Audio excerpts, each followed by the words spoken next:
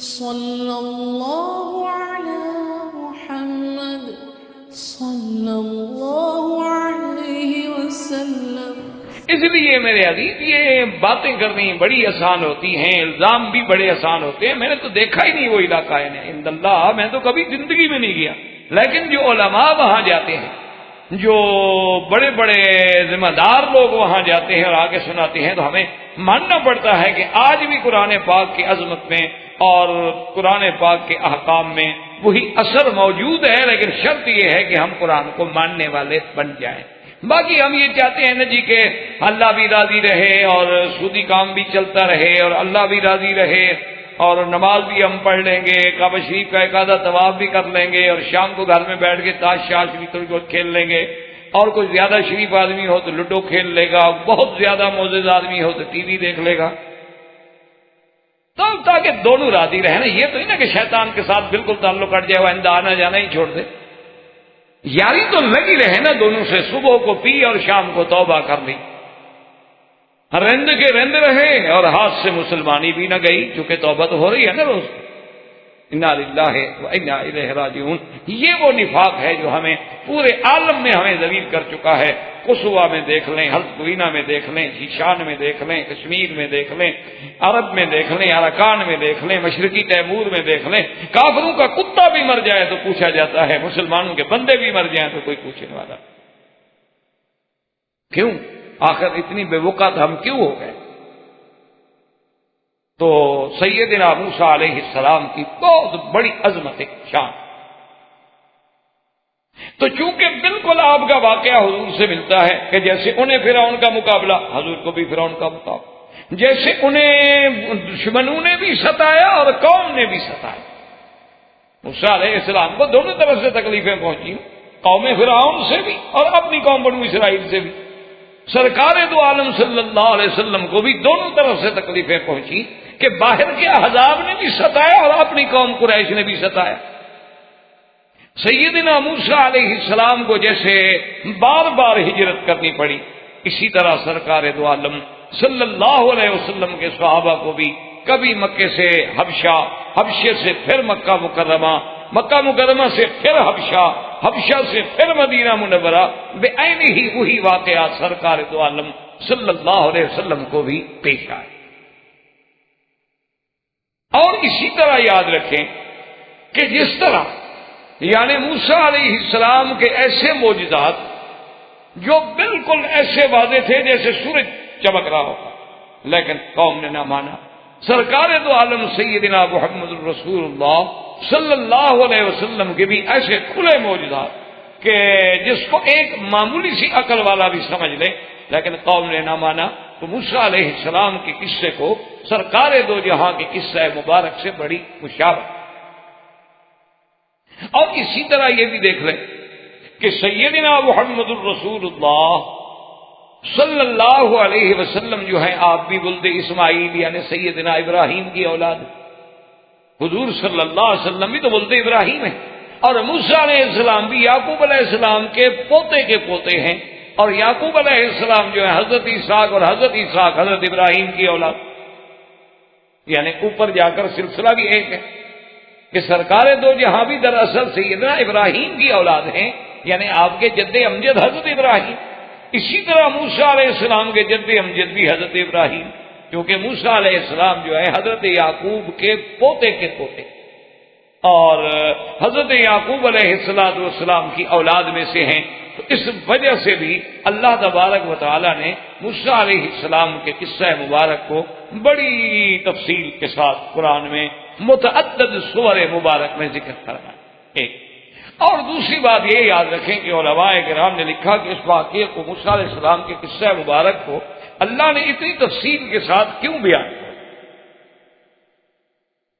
انہوں نے کہا کہ اس کی وجہ یہ ہے کہ میرے آقا رحمت للعالمین، رحمت دو جہاں سیدنا محمد الرسول اللہ صلی اللہ علیہ وسلم کی جب بعثت ہوئی، آپ کو نبوت ملی، آپ کا اعلان ہوا، تو آپ کے مقابلے پر جو قومیں تھیں، سب سے پہلے مکے میں آپ کا ٹکارا جو ہے مشرکوں سے ہوا، مکے کے کافروں سے، قریش۔ اور جب سرکار دو عالم صلی اللہ علیہ وسلم مدینہ منورہ میں تشریف لے گئے تو مقابلہ کس سے ہوا؟ یہود سے، کہ وہاں یہود جو تھے بڑے زور میں تھے، بنی قریظہ، بنی قینقاع اور بنو نذیر، اور تو اس لیے، اور یہ سب یہودی جو تھے، یہ کون تھے؟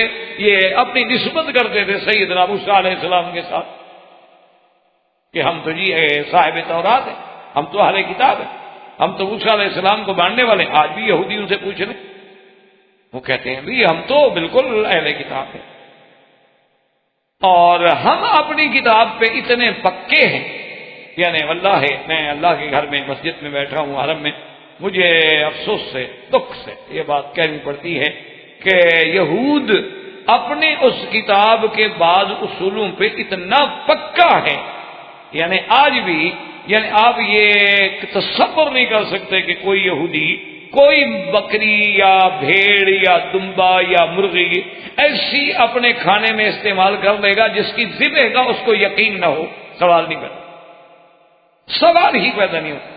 یعنی آپ حیران ہوں گے کہ بڑے بڑے ذمہ دار لوگ جو ہیں نا، یا لائن کے بڑے بڑے قسم کے جو یعنی ان کے جی ایم لیول کے لوگ ہوتے ہیں یا ڈائریکٹرز ہوتے ہیں، وہ ہمیں سفر میں مشورہ دیتے ہیں کہ بھئی اگر کوئی ایسی بات ہو آپ لکھ دیا کریں کوشر، اطمینان سے کھائیں، اہل کتاب کا ذبیحہ ہے۔ پورے یورپ میں آپ جائیں، پورے امریکہ میں آپ جائیں، پوری افریقہ میں آپ جہاں مرضی آئیں جائیں، اگر اس ملک میں یہودی رہتا ہے تو بڑی بڑی سپر مارکیٹیں ہیں، ان میں اس کا کھانے کا بالکل سیکشن الگ ہے، وہاں آپ کو ہر چیز جو ہے وہ ملے گی، ذبیحہ ہوگا، اور اس میں خنزیر کی چربی بھی نہیں ہوگی۔ ان کے بسکٹ الگ ہوں گے، ڈبل روٹی الگ ہوگی، ان کے جناب جتنے استعمال کرنے کی چیزیں ہیں، مثلا یہ ہیئر کریم ہے، کریم ہے چہرے کی، یہ وہ، یعنی جن میں شبہ ہو سکتا ہے کہ اس میں ہو سکتا ہے کہ خنزیر کی چربی ہو، وہ سوال پیدا نہیں ہوتا کہ وہ استعمال کریں۔ اور ہمارے تو ماشاءاللہ پڑھے لکھے لوگ جو ہیں اپنے گھروں میں قیمتی سے قیمتی میک اپ کا سامان لے آتے ہیں نا، بڑی مشہور کمپنیوں کا، روشاس کا، الزبتھ آرڈن کا، جس میں 100% خنزیر کی چربی ہوتی ہے، 100%، 90% بھی نہیں۔ اسی لیے ان کے آپ نے دیکھا ہوگا نا کہ ان کا جو کلر ہوتا ہے وہ بڑا رہتا ہے، زائل نہیں ہوتا جلدی، کیونکہ اس میں لازم الکحل ہوتا ہے، الکحل کا جب تک ٹچ نہ ہو رنگ رہ نہیں سکتا۔ اسی لیے آپ جتنے بیوریج بناتے ہیں نا مسلمان، تو آپ ابھی دیکھیں گے تو سارے بچوں کا منہ بھی لال پیلا ہو جائے گا شربت کے رنگ میں، لیکن پیپسی کا ان کا رنگ نہیں چڑھتا آپ کے کپڑوں۔ وجہ کیا ہے؟ اس میں پیپسین ہوتا ہے، اس میں الکحل ہوتا ہے۔ لیکن ہم نے تو کبھی خیال نہیں کیا نا، اس لیے کہ دیکھیں جی اپنا گوشت اگر لیں تو 25 ریال کلو، اور باہر کا گوشت ملتا ہے 8 ریال کلو، چاہے مردہ جانور کا ہو چاہے کسی بلا کا ہو، ہمیں کیا ملتا تو 8 ریال کا ہے۔ ہمیں تو جو سستا ملے، ہم نے کہا مجھے، ہم نے ہوٹل کھولا ہے جناب، ہم نے 10 ریال کی پلیٹ دینی ہے، 25 ریال کلو والا گوشت لے کر 10 ریال کی پلیٹ دیں، ہم تو ختم ہو گئے، اس لیے ہم 8 ریال والا کیوں نہ لیں۔ اچھا مسلمان بھی سمجھتے ہیں یار بوٹیاں اس میں بہت ہیں، اچھا حرام ہیں حلال ہیں، بسم اللہ تو پڑھ رہے ہیں نا یار، خدا کے گھر میں حلال ہی آیا ہوگا جی، اور جی مکے مدینے میں حرام بھلا کہاں سے آ سکتا ہے؟ بھئی ابو جہل تمہارے ملک میں رہتا تھا، جی مکے مدینے، اور اللہ کے بندے ہر جگہ شیطان کے چھوٹے چھوٹے ذریت کام کرتی ہے، یہاں خود بڑا ابلیس کام کرتا ہے، یہ مرکز ہے، یہ اسلام کا دارالخلافہ ہے، یہاں ہمیں گمراہ کرنے کے لیے وہ خود خبیث خود کام کرتا ہے۔ باہر تو اس کو پتا ہے کہ ایک چھوٹا سا بھیج دیں گے، ایک بچہ سا بھی جنوں کا شیطانوں کا تو کافی ہے ان کو تو آگے لگانے میں، ان کا کیا ہے، یہ تو ایسی قوم ہے سبحان اللہ، ان سے 11ویں منواؤ تو تیار ہیں، ان کو حضرت حسین کی شہادت سناؤ رونے کے لیے تیار ہیں، یزید کی بہادری اور صفائی میں تقریر کر دو تو یہ نعرے مارنے کے لیے تیار ہیں، باقی یزید بے گناہ تھا۔ اس قوم کا کیا ہے؟ یہ بڑے لوگ ہیں سخت کہ ماننے پہ آئے تو صدیق بن گئے، اور انکار کیا تو ابو جہل بن گئے۔ یہ جھل مل نہیں ہے درمیان میں، کبھی ادھر کبھی ادھر، کبھی ادھر کبھی ادھر، یہ نہیں، اس لیے یہاں وہ بدبخت خود کام کرتا، اسی لیے آپ سارے، یہ میں ایسے نہیں کہہ رہا، قرآن و حدیث کی روشنی میں کہہ رہا ہوں، جب حضور صلی اللہ علیہ وسلم کے بارے میں مشورہ ہوا قرآن میں وَإِذْ يَمْكُرُ بِكَ الَّذِينَ كَفَرُوا، تو شیطان جو ہے ایک نجدی شیخ کی شکل میں بزرگ بن کے آگے سردار بن کے شریک ہو گیا، وہ خود آیا۔ جب بدر کا موقع آیا تو ابو جہل کے ساتھ خود چلا، کسی اور کو نہیں بھیجا۔ اس لیے یہاں تو ہمارے بھٹکنے کا زیادہ خطرہ ہے، یہاں تو ہمارے راستے میں اگر چھوٹا سا کانٹا بھی آ گیا تو پتہ نہیں ہم کہاں جائیں گے، تو حرمین ہے، یہ تو اللہ کا حرم ہے، بلد الامین ہے۔ اس لیے علماء نے لکھا ہے کہ موسیٰ علیہ السلام کے واقعے کو اس لیے بھی کھول کے بیان کیا گیا کہ آگے یہود موجود ہیں اور وہ چیلنج کر رہے ہیں حضور صلی اللہ علیہ وسلم کو، ان کے پاس تورات ہے اور وہ دعویٰ کر رہے ہیں کہ جی آپ تو اس امت میں بھیجے گئے جو امیین ہیں، ان پڑھ قوم تھی، اور ہم تو اہل کتاب ہیں۔ اس لیے انہوں نے تو اللہ تبارک و تعالی نے موسیٰ علیہ السلام کے واقعے مبارک کو اتنا کھول کے بیان کر دیا کہ حقیقتاً تو یہود جو تھے نا جی وہ بالکل یعنی لا جواب ہو گئے، لیکن ضد کا تو کوئی علاج۔ جیسے وہ ایک مثال مشہور ہے، ایک آدمی کہا جی میں لاہور گیا تھا، پورے لاہور کو جھوٹا کر کے آ گیا۔ انہوں نے کہا یار کمال ہے، سارے لاہور والے جھوٹے ہو گئے۔ انہوں نے کہا جب میں نے کسی کی نہیں مانی، بس میں نہیں مانتا تھا کسی کی، سارے جھوٹے ہو گئے، وہ جو کہتے تھے میں نہیں مانتا، تو لہذا لاہور والے سارے جھوٹے ہو گئے، میں ہی سچا رہا نا اکیلا۔ ورنہ حقیقت یہ تھی کہ ایک نبی امی سرزمین مکہ میں پیدا ہونے والے، الذی لا اب لہ ولا ام لہ نشأ فی قوم جہال، یعنی سرکار دو جہاں، یعنی جب پیدا ہوئے تو باپ فوت ہو گیا، 7 سال کے ہوئے ماں فوت ہو گئی، ایسی قوم میں پیدا ہوئے جو قوم جاہل ہے، امی ہے، جس نے ایک لفظ نہیں پڑھا ہوا، لیکن اس کے باوجود وہ ذات جو ہے قدوۃ للعالمین، سارے جہاں کے لیے اور جن و انس کے لیے اللہ تبارک و تعالیٰ اسے قدوہ بنا دے، نمونہ بنا دے، اس سے بڑی شان کیا ہو سکتی ہے۔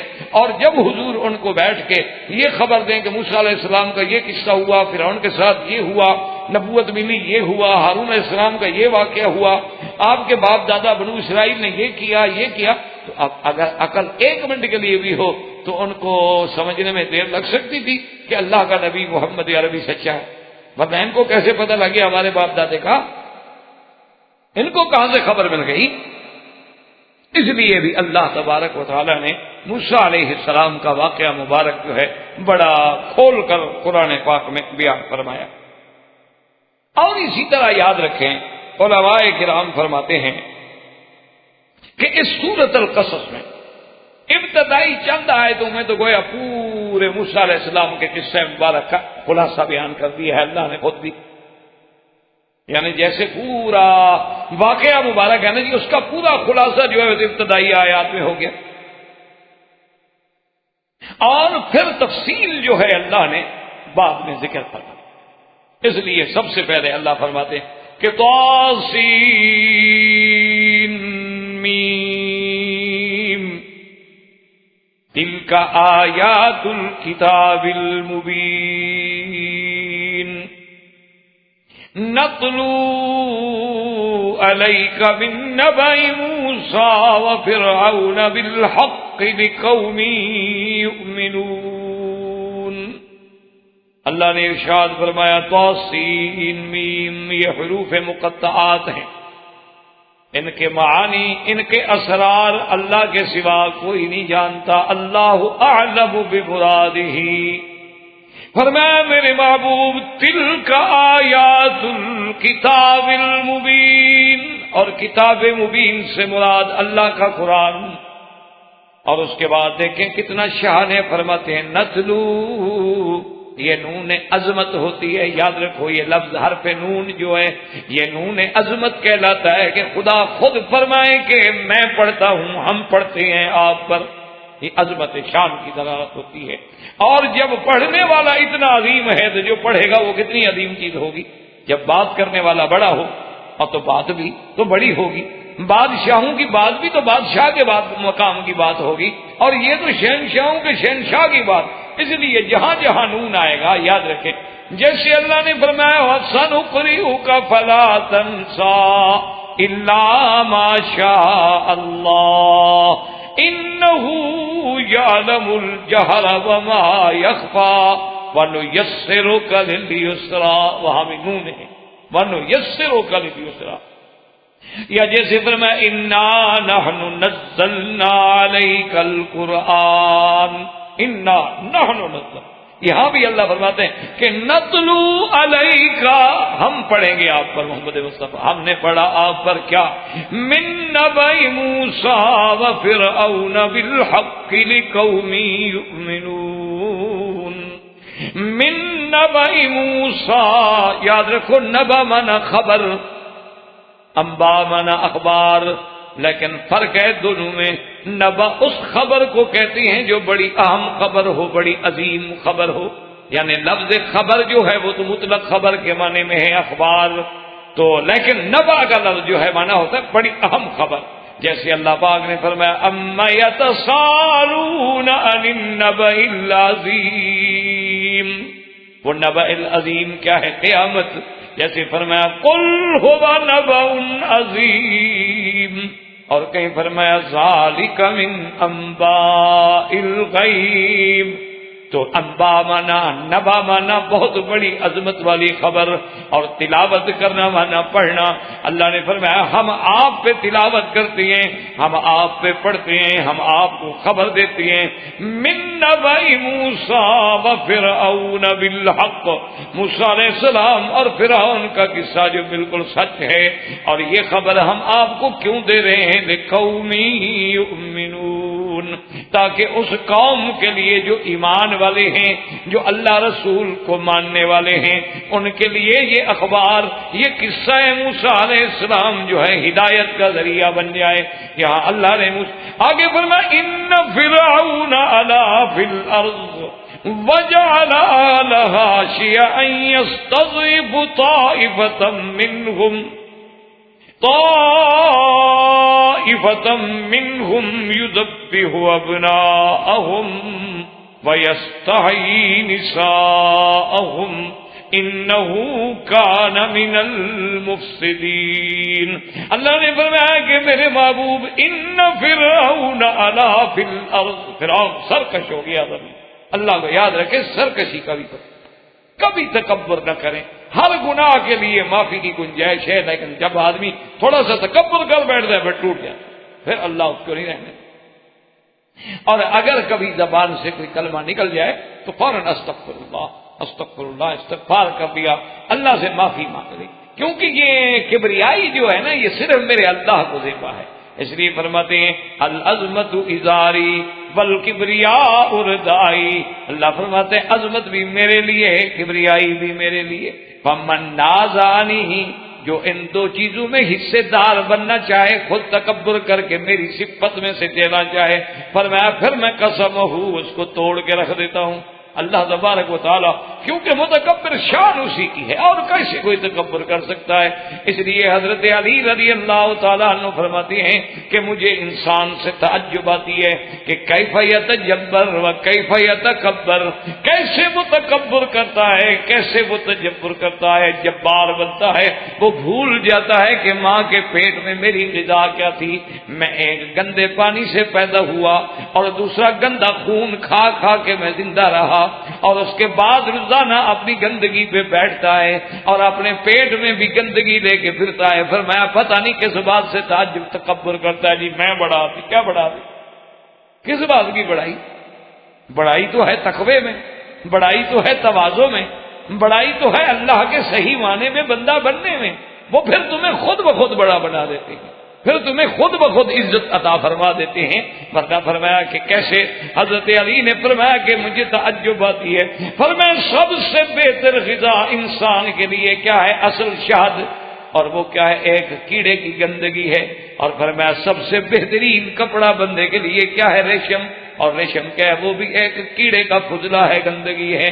اور فرمایا پیٹ میں بھی گندگی ہے، اور 24 گھنٹے میں ایک دفعہ یا 2 دفعہ اپنی گندگی پہ بیٹھ کے اپنے ہاتھوں سے گندگی صاف کرتا ہے، اور پھر بھی کہتا ہے کہ میں، اور میں کس بات کی میں؟ اس لیے اللہ نے فرمایا کہ فرعون جو تھا علا فی الارض، زمین میں سر کٹا، وَجَعَلَ أَهْلَهَا شِيَعًا، اور اس علاقے کے ملک کے رہنے والے جو تھے ان کو اس نے ٹکڑوں میں بانٹا ہوا تھا، تقسیم کیا ہوا تھا. يَسْتَضْعِفُ طَائِفَةٌ مِّنْهُمْ، ایک جماعت کو اس نے اتنی کمزور کر دیا، اتنی ان کو کچل ڈالا تھا کہ يُذَبِّحُ أَبْنَاءَهُمْ وَيَسْتَحْيِي نِسَاءَهُمْ انہو کان من المفسدین.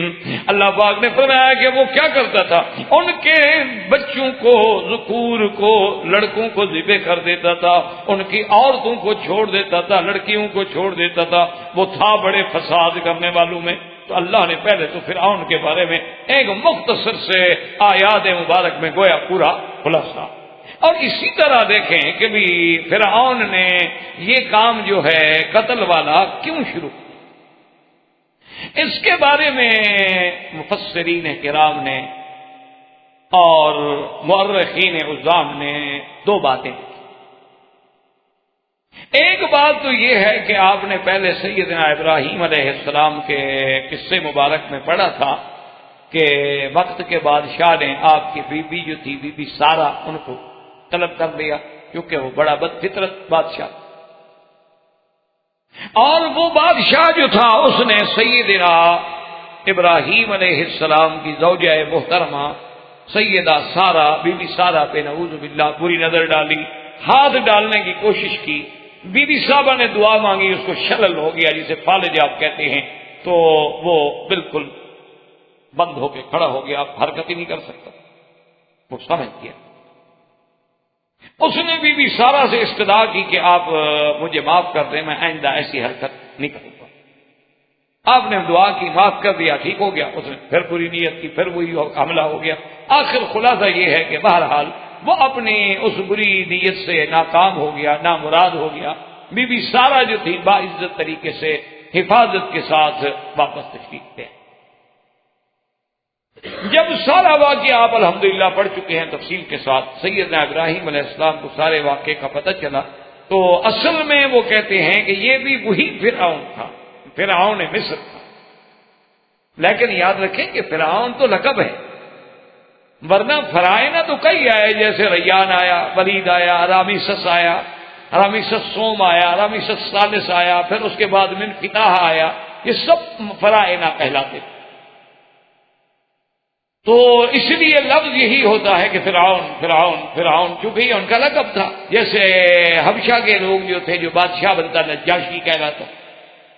اسی طرح جیسے فارس کا علاقہ تھا وہ کسرا کہلاتے، اور روم والے جو تھے وہ اپنے آپ کو کیسر کہلاتے تھے. کسرا، کیسر، یہ سارے پرانے بادشاہوں کے لقب. تو سیدنا ابراہیم علیہ السلام نے پیشین گوئی کی اور آپ نے فرمایا کہ میری نسل میں، میری اولاد میں ایک اللہ ایسا بچہ پیدا فرمائیں گے کہ جو فرعون کی تباہی و بربادی اور اس کے اقتدار کے خاتمے کا ذریعہ بنے. سیدنا ابراہیم علیہ السلام نے یہ بات بطور پیشین گوئی فرمائی. اب یہ پیشین گوئی کافی عرصہ گزر گئی، لیکن کتابوں میں آ گئی. چلتے چلتے چلتے وہ فرعون کے پاس پہنچی تو اس نے اپنے جو اس وقت کے اس کے احبار و رہبان تھے، کاہن تھے، صاحب تھے، منجمین تھے، اصحاب فلکیات تھے، ان کو بلایا کہ بھئی اب کیا کریں. آخر وہ لوگ سمجھتے تھے چاہے نہ مانتے ہوتے تھے نا جی، سچی بات تو سچی ہوتی ہے نا. آدمی کبھی ضد میں آ کے نہیں مانتا، لیکن جب گھر میں جا کے تجزیہ کرتا ہے کہتا ہے یار مولوی کی بات تو ٹھیک تھی، ہم ویسے بات تو ٹھیک، چاہے اس کو بری بھی لگے. لیکن جب گھر بیٹھ کے تجزیہ کرے گا، جب ٹھنڈے دل سے بیٹھ کے اس پہ غور کرے گا، وقتی طور پہ تو اسے لگتا ہے یار میری توہین ہو گئی، مجھے ایسے کہہ دیا گیا. تو لیکن جب گھر میں بیٹھ کے تجزیہ کرتا ہے کہ بھئی بات تو ٹھیک ہے، ہم اگر ایک طرف صحابہ کی زندگی رکھیں، ایک طرف اپنی زندگی رکھیں، تو ہمارا کتنے % اسلام بنتا ہے. کبھی اس پرچے کو بھی تو حل کرنے کی ہم کوشش کریں. اچھا، اسی طرح جب پیشین گوئی آئی نبی سے تو گھبرا گئے. انہوں نے کہا کہ ابراہیم الخلیل کی یہ پیشین گوئی ہے تو اس کو دیکھنا چاہیے. تو اس کے جو اس زمانے میں یعنی معاون تھے اس کے رہبان سہرا علماء جو تھے، انہوں نے کہا جی ایک حل ہم بتاتے ہیں، آپ ایسا کریں کہ ان کی نسل کا تعلق تو بنو اسرائیل سے ہے، وہ ان کی نسل ہے، حضرت یعقوب ان کی اولاد ہے، ہم قبطی تو ان کی نسل میں نہیں ہے، تو ان کی نسل میں آپ ایک فیصلہ کر دیں کہ جو بچہ پیدا ہو اس کو قتل کر دیا جائے، نہ کوئی بچہ پیدا ہونے دیں گے اور نہ کوئی آ کر ہمارا ملک چھینے گا۔ تو بعض علماء نے لکھا کہ اس نے اس لیے یہ حکم جاری کیا، اور بعض علماء نے ایک دوسرا واقعہ لکھا ہے اور اس کو بعض صحابہ رضوان اللہ علیہم اجمعین نے بھی اپنے روایات و آثار میں نقل فرمایا۔ وہ یہ ہے، وہ کہتے ہیں کہ فرعون نے خواب دیکھا کہ خرجت نار من بیت المقدس، کہ ایک آگ ہے جو بیت المقدس سے نکلی ہے، اور اس نے آ کر مصر میں جتنے قبطیوں کے گھر ہیں محل ہیں وہ سب کے سب جلا دیے، لیکن بنو اسرائیل کے جتنے گھر ہیں وہ محفوظ ہیں، ان کو آگ نہیں جلا رہی۔ تو جب اس نے یہ خواب دیکھا وہ گھبرایا، اور اس کے بعد اس نے اپنے اس دور کے جو ان کے راہب تھے، علماء تھے، جو مولوی تھے، پادری تھے، پنڈت تھے، ان کو بلایا، کہا کہ میں نے یہ خواب دیکھا، اس کا کیا کریں؟ انہوں نے کہا کہ جناب اس کا تو اب حل یہی ہو سکتا ہے، یہ علامت ہے اس بات کی کہ بیت المقدس کی جانب سے، یعنی اس طرف سے کوئی ایسا آدمی آئے گا جو قبطیوں کی ہلاکت کا ذریعہ بنے گا، ان کو جلا ڈالے گا اور بنو اسرائیل بچ جائیں گے۔ اس نے کہا اس کا حل کیا ہے؟ اس نے کہا اس کا حل یہ ہے کہ جتنے بنو اسرائیل کے بچے پیدا ہوں ان کو قتل کر دیا۔ تو انہوں نے یہ آرڈر جو ہے جاری کر دیا۔ یہ دو دلائل کا ذکر کیا گیا ہے اپنا، یعنی فرعون کا، جس کو قرآن خود کہتا ہے کہ یذبح ابناءہم، بنو اسرائیل کے بچوں کو ذبح کرتے تھے اور ان کی اور لڑکیوں کو چھوڑ دیتے، زندہ رہنے دیتے۔ اور بعض علماء نے فرمایا کہ اس کی وجہ یہ تھی کہ اس نے چونکہ بنو اسرائیل کو بہت زیادہ عذاب میں مبتلا رکھا، اور جتنے حقیر کام ہوتے تھے، جی روڈ بنانا ہے، سڑک بنانا ہے، صفائی کرنی ہے، حمامات ہیں، گھر کے گندے کام ہیں، وہ سب بنو اسرائیل کریں، اور جتنے معزز کام ہیں وہ سارے قبطی کریں۔ اس وجہ سے اب اس کی جنگیں ہو رہی تھی اپنے دشمن ملکوں سے۔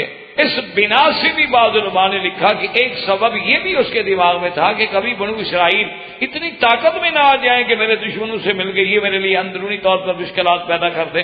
چلو ایک تو ان پہ دہشت مسلط رہے گی، اور دوسرا ان کا اتنا عدد بڑھنے ہی نہیں دیں گے۔ جب ان کے جوان مارے جائیں گے تو عورتیں کیا کریں؟ تو بعض علماء نے لکھا کہ اس کے دماغ میں ایک بات یہ بھی،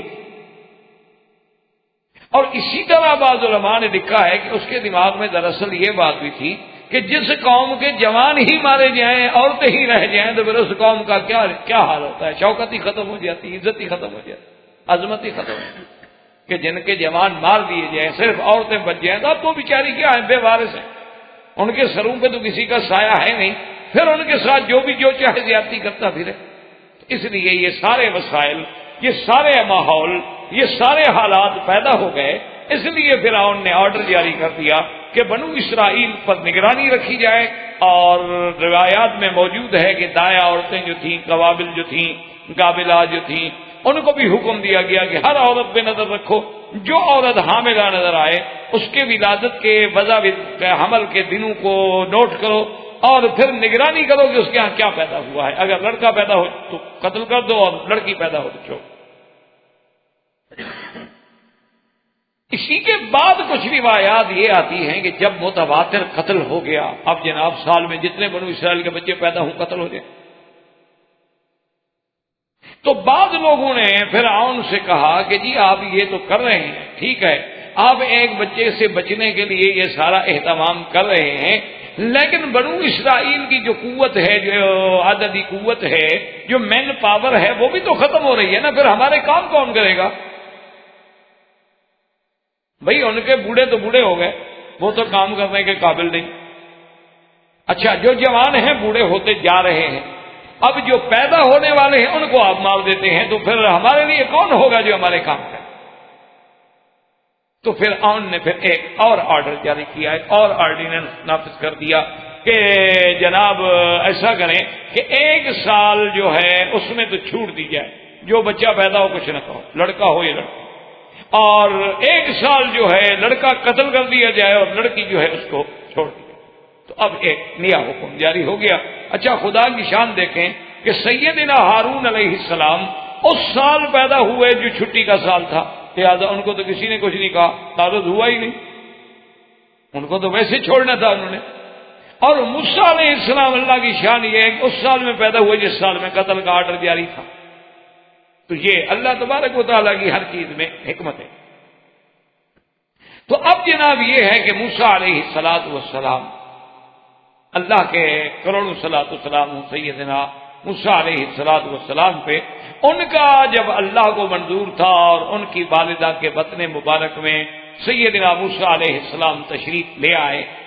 بعض علماء نے کتب سابقہ سے، روایات اسرائیلیہ سے یہ لکھا ہے کہ موسیٰ علیہ السلام کا نام جو تھا ایارخت، اور بعض نے کہا ہے ایارخا، 2 نام نقل کیے گئے ہیں کتابوں میں، یعنی لیکن یہ اسرائیلی روایات ہے، قرآن تو نام لیتا نہیں اور نہ حدیث مبارک میں نام ہے، اس لیے بہرحال کتب متقدمہ سے یہ روایات ہمیں ملتی ہیں کہ موسیٰ علیہ السلام کی والدہ کا نام یا تو ایارخت تھا اور یا ایارخا تھا۔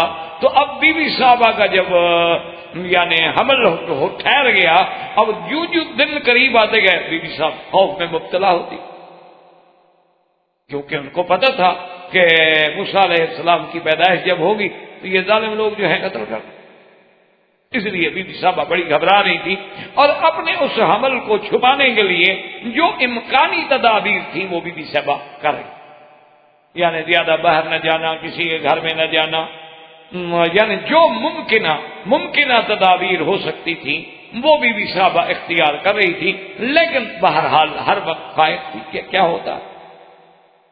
اسی کے ضمن میں اللہ تبارک و تعالی نے فرمایا کہ وَأَوْحَيْنَا إِلَىٰ أُمِّ مُوسَىٰ، کہ ہم نے پھر موسیٰ علیہ السلام کی اماں کی طرف پائی فرمائی، اور اللہ تبارک و تعالی نے موسیٰ علیہ السلام کی والدہ کو وہ ہدایات عظیمہ عطا فرمائی۔ تو بہرحال اس نے، جیسے اکبر الہ آبادی نے ویسے ایک بڑی اچھی بات کی ہے، وہ کہتا ہے کہ فرعون نے تقریباً کتابوں میں ہے کہ 70,000 بنو اسرائیل کا بچہ قتل کرا دیا۔ وہ کہتا ہے کہ یوں قتل کے بچوں سے وہ بدنام نہ ہوتا، افسوس کہ فرعون کو کالج کی نسل۔ وہ کہتا ہے اگر ایک آدھا کالج بنا دیتا نا، کالج سے کہاں نبی پیدا ہوتے ہیں؟ آج تک کوئی کالج سے نبی پیدا ہوا ہے یونیورسٹی سے؟ تو اس کو تو یہی ڈر تھا نا کہ کوئی ایسا آدمی پیدا نہ ہو جائے جو دین پہ رہ کے ہمیں خراب کرے، تو اس کا کیا ضرورت تھی گولیاں مارنے کی؟ اس سے بہتر یہی تھا کہ بھئی سرکاری تعلیم دلا دیتا بچوں کو، تو پھر بالکل کام ٹھیک ٹھاک ہو جاتا کہ کیسے بو آئے ماں باپ سے، اولاد سے ماں باپ کے اعتبار کی، دودھ ہے ڈبے کا اور تعلیم ہے سرکار کی، تو اس کے بعد تو تصور ہی نہیں پیدا ہو سکتا۔ اور جو سب سے قیمتی دودھ ہیں، آپ ڈاکٹر لوگ ہیں ذرا پڑھ لیا کریں کہ اس میں کیا کیا ہوتا ہے، یہ ذرا آپ تحقیق کر لیں، جو سب سے مہنگا ہو نا اسی کو چیک کریں، جو سب سے سستا ہو وہ سکتا ہے کہ ان بلاؤں سے خالی ہو، لیکن جو زیادہ سے زیادہ قیمتی ہوگا نا جی، جیسے وہ ہمارے ایک مولوی صاحب ہیں، اب بھی زندہ ہیں ماشاءاللہ، وہ کہتے تھے مکی صاحب جب آگے کوئی لفظ شریف کا لگے نا تو ڈرا۔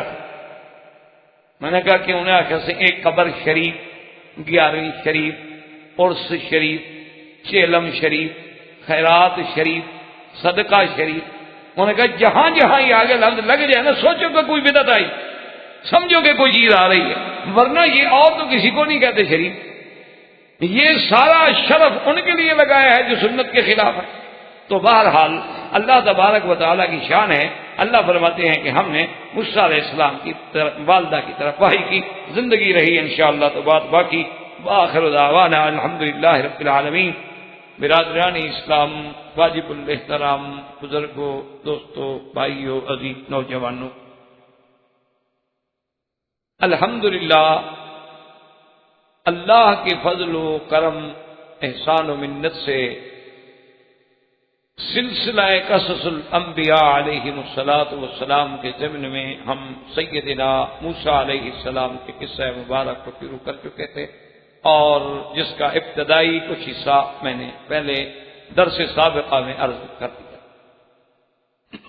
سیدنا موسیٰ علیہ السلام اللہ کی قدرت سے اس سال میں پیدا ہوئے جس سال میں فرعون نے بچوں کے لیے جو نوبہ مقرر کیا تھا کہ 1 سال کے لیے معاف کر دیا کہ بد قتل کر، اور 1 سال میں جو بھی بچہ پیدا ہو قتل کر دیا جائے اور بچی پیدا ہو چھوڑ دی۔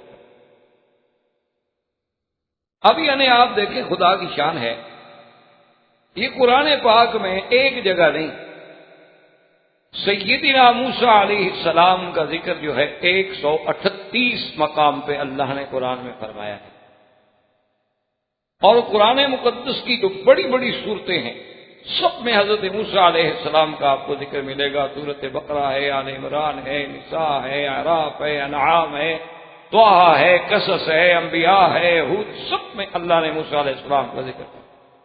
کیونکہ دراصل یہ بات نہیں ہوتی کہ ہم صرف موسیٰ علیہ السلام کا قصہ پڑھ کے اور ماشاءاللہ سو جائیں، نہیں، اللہ پاک یہ دکھانا چاہتے ہیں کہ ہر دور میں فرعون اور موسیٰ کا مقابلہ ہوگا،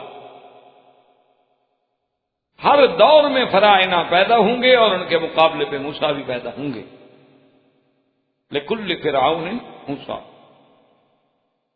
اللہ ہمیں یہ دکھانا چاہتے ہیں اور جگانا چاہتے ہیں کہ تم یہ دیکھو کہ اپنے اعمال کی بنا پر تم فرعون کی پارٹی میں ہو یا موسیٰ کی پارٹی میں، ورنہ ایسے واقعات ذکر کرنے کا کوئی مقصد ہی نہیں۔ یعنی جو حضور صلی اللہ علیہ وسلم کے آنے سے پہلے 1000 سال پہلے ایک قصہ گزر گیا، کیا ضرورت ہے دہرانے کی؟ کیا ضرورت ہے قرآن مقدس میں اس کو 138 مقام پہ ذکر فرمانے کی؟ تو یہ اللہ ہمیں یہ واقعات اس لیے آتے ہیں عبرۃ لأولی الالباب، کہ عبرت بنے ہمارے لیے، اور ہم غور کریں کہ باطل کی قوت جو ہے وہ فرعون ہو، قارون ہو، شداد ہو، حامان ہو، لیکن جب قوت الہی سامنے آتی ہے، جب قوت رسالت و نبوت سامنے آتی ہے تو فرعونی طاقتیں ہمیشہ پاش پاش ہو جاتی ہیں، مٹ جاتی۔ اس لیے اللہ نے قرآن میں یہ قصص بیان فرمائے کہ آپ دیکھیں کہ موسیٰ اور ہارون علیہ السلام 2 بھائی ہیں، کچھ بھی نہیں صاحب، اور کس حالات میں موسیٰ علیہ السلام پیدا ہو رہے ہیں۔ یعنی آپ اس پہ غور کریں، اللہ تبارک و تعالیٰ یہ دکھلا رہے ہیں کہ موسیٰ علیہ السلام کس حال میں پیدا ہو رہے ہیں کہ باپ کی بات بھی نہیں ہے، ماں ہے، بہن ہے، اور اتنا چھپ کے ڈر کے کہ ولادت پہ، یعنی ہر گھر میں بچہ پیدا ہو تو خوشیاں ہوتی ہیں، ورنہ آج ہمارے گھروں میں بھی اگر کسی بیٹی کو شادی ہو اور حمل ہو جائے اور جناب تو سارے گھر میں خوشیاں ہوتی ہیں، دونوں گھرانوں میں، یعنی لڑکی کے ماں باپ کے گھر میں علیحدہ خوشی ہوتی ہے اور شوہر کے گھر والوں میں علیحدہ خوشی ہوتی ہے، اور جناب یہ ہے کہ پھر احتیاط شروع ہوتی ہے کہ سیڑھی پہ نہیں چڑھنا، تیز نہیں چڑھنا، دوڑنا نہیں ہے، بیٹھے رہنا ہے، کام نہیں کرنا ہے، اور جناب ان کے لیے جو ڈرائی فروٹ ہیں وہ خالص دیسی گھی میں بھونیں اور کھلائیں، اور بچہ پیدا ہوگا، کپڑے بن رہے ہیں اور پہلے سے تیاریاں شروع ہو گئی ہیں۔ لیکن شان موسیٰ دیکھو کہ پیدا ہو رہے ہیں، ڈر رہے ہیں۔ کس ماحول میں اللہ کا نبی پیدا ہوا، اس پہ ذرا غور کریں۔ ایک طرف فرعون کی قوت ہے اور ایک طرف موسیٰ علیہ السلام کی ولادت کی کیفیت ہے۔ اللہ بتلاتے ہیں کہ اس طرح ہم غریبوں کے گھر سے ایک اٹھاتے ہیں جو فرعونوں کو ہلا دیتا ہے۔ اسی لیے آپ دیکھیں، اور اس کو پھر آپ جوڑیں میرے آقا کے ساتھ کہ الم یجد کا یتیمن،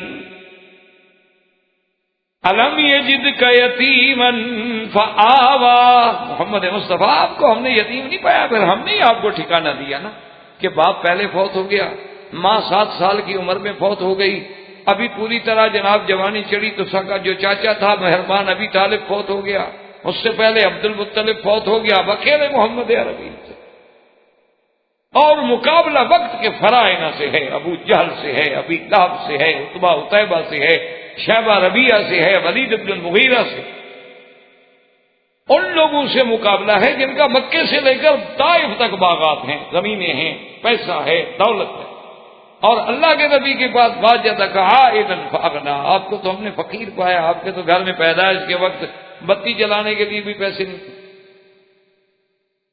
اس لیے دیکھا کریں، قرآن جب پڑھا کریں تو قرآن پاک میں غور کریں، اللہ کے قرآن میں غور و فکر کریں، اللہ تبارک و تعالیٰ کے قرآن کی دعوت کو سمجھیں کہ آخر اللہ ہمیں یہ واقعہ کیوں سنا رہے ہیں بار بار. اس لیے اب قرآن کہتا ہے کہ وَأَوْحَيْنَا إِلَىٰ أُمِّ مُوسَىٰ. یاد رکھیں کہ لفظ وحی جو ہے، ایک تو وحی ہوتا ہے اصطلاحی اور ایک معنی ہوتا ہے اس کا شرعی. بات کو سمجھیں. اصطلاحی جیسے یوں سمجھیں کہ حج کا معنی اگر لغتاً دیکھا جائے تو معنی کیا ہوگا؟ قصد، ارادہ کرنا. لیکن جب اس کا آپ اصطلاحی اور شرعی ترجمہ کریں گے تو یہ ہے کہ خاص مناسک کا، خاص احکام کا، خاص زمانے میں، خاص مکان میں، خاص وقت میں پورا کرنے کا نام حج ہے. تو اسی طرح یاد رکھیں کہ وحی جو ہے، ایک تو وہ وحی شریعت ہے، وحی نبوت ہے، جو اللہ تبارک و تعالیٰ صرف اپنے انبیاء پہ، اپنے رسولوں پہ بھیجتے ہیں، اس کو کہتے ہیں وحی تشریع، وحی شریعت. اور ایک وحی معنی ہوتا ہے لغت کے اعتبار سے، یعنی اللہ نے خفیہ طریقے سے یہ بات کسی کے دل میں ڈال دینا، تو وہ اللہ تبارک و تعالیٰ غیر نبی کو بھی ڈال دیتے. اللہ تبارک و تعالیٰ چاہیں وَأَوْحَىٰ رَبُّكَ إِلَى النَّحْلِ، اللہ شہد کی مکھیوں کو بھی کہتے ہیں کہ ہم نے وحی کی.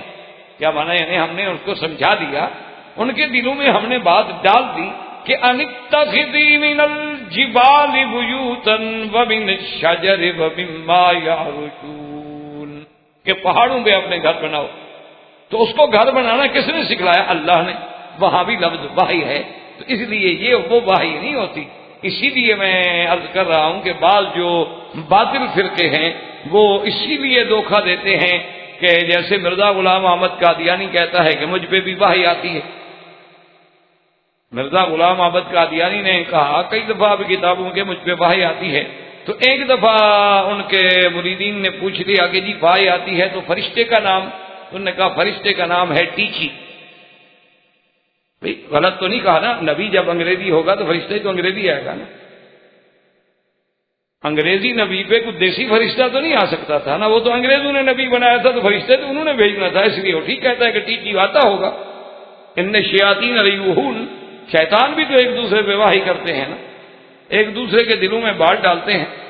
تو اب جناب جب اس کو پکڑا گیا کہ کیسے بدبخت تم کہتے ہو کہ مجھ پہ وحی آتی ہے.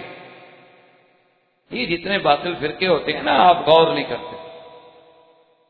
یہ آپ کے جو آغا خواہ ہیں نا، وہ جو بڑے تھے، وہ یورپ کے کسی ملک میں ان کا ایک اجتماع ہوا جس میں اس کے ماننے والے کثیر تعداد میں شریک تھے.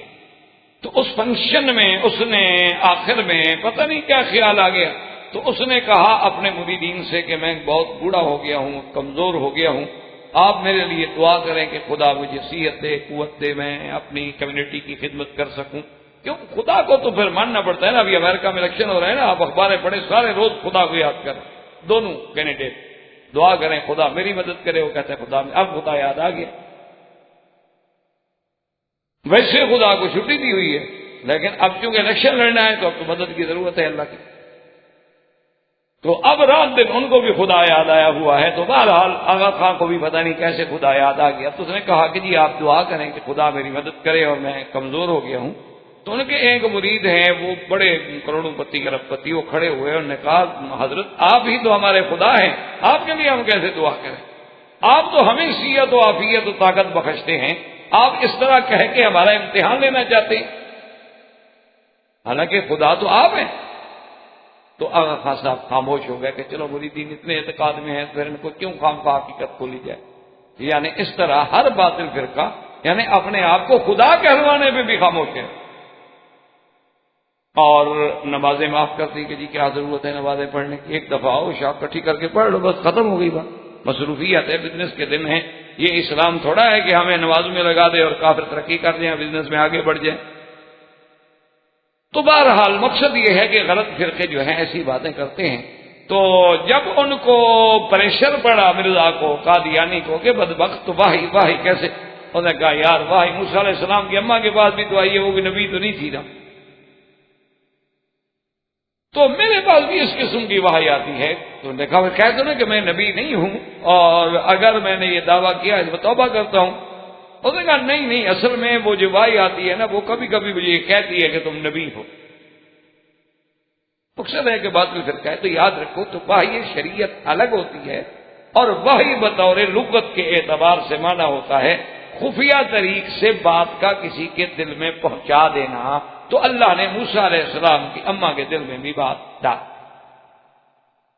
موسیٰ علیہ السلام کی والدہ کا نام جو ہے کتب سابقہ میں جو ملتا ہے وہ ہے ایا دخت، اور بعض علماء نے لکھا ہے کتب سابقہ سے ایا رخا، اور ہمارے ہاں بھی جاہلوں کا ایک بڑا عجیب عقیدہ ہے، وہ کہتے ہیں موسیٰ علیہ السلام کی والدہ کا جس کو نام آ جائے نا اس کو بڑے پیسے ملتے ہیں۔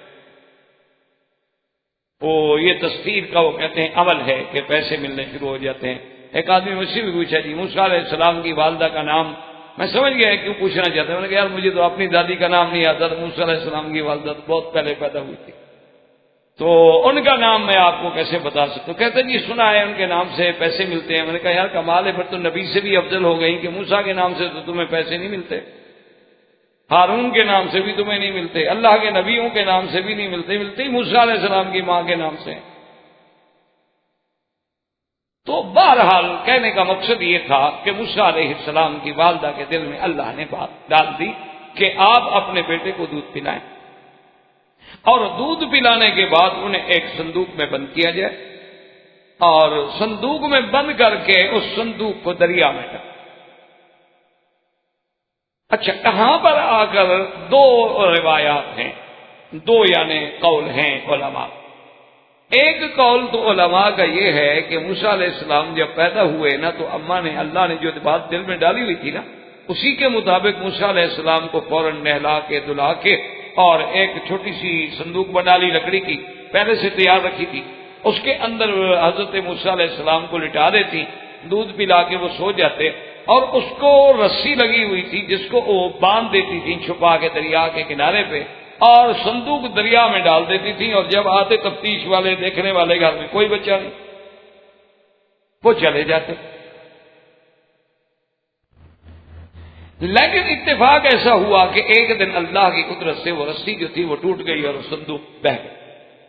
یعنی بعض مفسرین کرام رحمت اللہ علیہم اجمعین نے، کیونکہ قرآن تو ایسی تفاصیل بیان ہی نہیں کرتا، کیونکہ اللہ کے قرآن کا تو یہ اسلوب بیان ہی نہیں ہے کہ وہ ان تفاصیل میں جائے کہ جی بس جو اللہ کا حکم ہے اس کا، اور اکثر مفسرین فرماتے ہیں کہ یہ بات نہیں، بات ایک ہی دفعہ کی ہے کہ انرزعیہ فاذا خفت علیہ فالقیہ فی الیم۔ اللہ نے فرمایا موسیٰ علیہ السلام کی اماں آپ اپنے بیٹے کو دودھ پلانے کے بعد جب خوف محسوس کریں گے، تفتیش والے آ گئے، پولیس آ گئے، چیک کرنے والے آ گئے، فالقیہ فی الیم، آپ ان کو دریا میں ڈال دیں۔ قرآن صرف اتنا کہتا ہے، یہ بھی مفسرین نے روایات سابقہ سے دیا کہ یہ مقصد نہیں کہ بچے کو پکڑ کے دریا میں ڈال دو، مانا تھا کہ صندوق بنا کے ڈالا، چونکہ آگے روایات یہ کہتی ہیں کہ صندوق کھولا گیا تو مانا یہ ہے کہ ڈالا بھی صندوق میں گیا، قرآن نے اختصار فرمایا۔ اور دریا سے مراد جو ہے وہ دریائے نیل ہے، یہی مصر کا واقعہ ہے سارا۔ تو اس موسیٰ سیدنا موسیٰ علیہ السلام کو وہاں ڈال دیں، اور ساتھ اللہ نے یہ بھی فرما دیا کہ لا تخافی ولا تحزنی، کہ موسیٰ علیہ السلام کی اماں، یہاں اللہ نے قرآن میں دو لفظ فرمائے، یاد رکھیں کہ لا تخافی، تم اپنا خوف بھی نہ کرنا، ڈر نہ کرنا، کوئی تمہارا کچھ نہیں بگاڑ سکتا، ولا تحزنی، اور موسیٰ علیہ السلام کا بھی غم نہ کرنا، تم یہ بھی خوف نہ کرنا کہ آخر راز تو کھل جائے گا کہ بچہ تو ہوا اور بچہ دریا میں ڈالا گیا، کہاں ڈالا گیا، آخر وہ بچہ پتہ نہیں کہاں جا کے پکڑا جائے گا۔ اللہ نے فرمایا بالکل تم اپنا ڈر نہ کرو، اور موسیٰ علیہ السلام کا بھی غم نہ کرو۔ تو اس لیے علماء نے لکھا ہے کہ لفظ خوف وہاں استعمال ہوتا ہے جب اپنے لیے خوف ہو، اور لفظ حزن وہاں استعمال ہوتا ہے جب دوسرے کا غم ہو۔ اس لیے دونوں لفظوں کے استعمال میں ایک لطیف فرق ہے، یعنی اگر مجھے اپنا خوف ہے تو پھر کہا جائے گا کبھی لا تخف، مت ڈرو، کیوں ڈرتے ہو بھائی، اور اگر مجھے کسی دوسرے کا غم ہے تو پھر کہا جائے گا بھی لا تحزن، غم نہ کرو یار، اللہ اس کی مشکل بھی حل کر دیں گے۔ تو اس لیے اللہ تبارک و تعالی نے یہاں دونوں لفظ مبارک جو ہے استعمال فرمائے، اور موسیٰ علیہ السلام کی والدہ کو تسلی دینے کے لیے. اور خدا کی شان ہے اللہ کی ہر حکم میں ایک حکمت، کہ قرآن مقدس میں جو بھی لفظ آیا ہے اس میں حکمت، کیونکہ کلام حکیم ہے. العلیم الحکیم، حکمت والے رب کا کلام ہے. جب حکمت والے رب کا کلام ہے تو حکمت سے خالی کیسے ہو سکتا؟ اسی لیے دیکھیں کہ جب سیدنا سرکار دو جہاں رحمت للعالمین حضرت محمد رسول اللہ صلی اللہ علیہ وسلم غار ثور میں ہیں اور سیدنا ابو بکر ساتھ ہیں، تو حضرت ابو بکر پریشان ہوئے، جو صحیح احادیث مبارک میں ہے کہ انہوں نے عرض کیا کہ یا رسول اللہ کافر تو بالکل پہاڑ کے اوپر آ گئے ہیں اور پہاڑ میں سوراخ بھی ہے، اگر ان یعنی ایسے اپنے پاؤں والی جگہ کی طرف بھی انہوں نے دیکھ لیا تو ہمیں دیکھ لیں گے وہ. تو حضرت آقا انعامدار نے فرمایا ابو بکر ما ظنک باثنین اللہ ثالثہما، کیا بات ہے تمہارا کیا خیال ہے دو تو ہوں کوئی اور ان کے ساتھ تیسرا خدا ہو، تو ان دو کا بھی کوئی کچھ بگاڑ سکتا ہے؟ ما ظنک باثنین اللہ ثالثہما، تو تیسرا جب خدا ہمارے ساتھ ہے. اور اس کے بعد اللہ نے جو قرآن اتارتے فرمایا اذ یقول لصاحبہ لا تحزن، کہ سرکار دو جہاں اپنے دوست سیدنا ابو بکر کو فرما رہے ہیں کہ غم نہ کرو. تو اللہ نے دراصل یعنی اللہ تو جانتے تھے نا کہ ایک وقت آئے گا کہ ایسے لوگ بھی پیدا ہوں گے روافض اور شیعہ جو یہ کہتے ہیں کہ جی سیدنا ابو بکر صدیق نے جب ان کو پتہ چل گیا کہ مشرکین مکہ اس پہاڑ پہ پہنچ گئے ہیں تو انہوں نے رونا شروع کر دیا. اصل میں وہ اسی لیے رو رہے تھے کہ اوپر والے سن لیں اور آگے پکڑ لیں حضور کو. اچھا خدا کی شان ہے ان کے دل میں جو جھوٹا رونا لگایا نا اللہ نے ان کے گلے میں رونا ڈال دیا، ہمیشہ روتے رہتے، آنسو نہیں بہتا، روتے رہتے. اور خدا کا قرآن اگر آپ دیکھیں نا جو زیادہ رونے والے ہوں نا اکثر جھوٹے ہوتے ہیں. جاؤ اباہم عشاء یبکون، یوسف علیہ السلام کے بھائی تو روتے ہوئے آئے تھے، خود ڈال کے آ رہے ہیں کنویں میں اور آ رہے ہیں روتے ہوئے. خود حضرت حسین کو قتل کرا دیا، خط لکھ لکھ کے مدینے سے بلوایا، شہید کرا دیا، خود رو رہے ہیں. بلانے والے کون تھے کہ آپ آئیں ہم آپ کی بیعت کریں گے؟ تبھی تو گئے تھے حضرت حسین، دشمنوں نے تھوڑا بلایا تھا. یا حضرت حسین جنگ کرنے کے لیے تشریف لے گئے تھے، 72 آدمی خاندان کا، بیویاں بچے عورتیں لے کر. آدمی جنگ کے لیے جاتا ہے تو 200-400 جوان لے کے جاتا ہے، 1000-2000 اپنی فوج لے کے جاتا ہے، اپنے بیوی بچے آل اولاد چھوٹے اصغر اکبر ان کو تو لے کے نہیں جاتا. وہ تو خود شیعہ نے حسین نے تو دھوکہ دیا.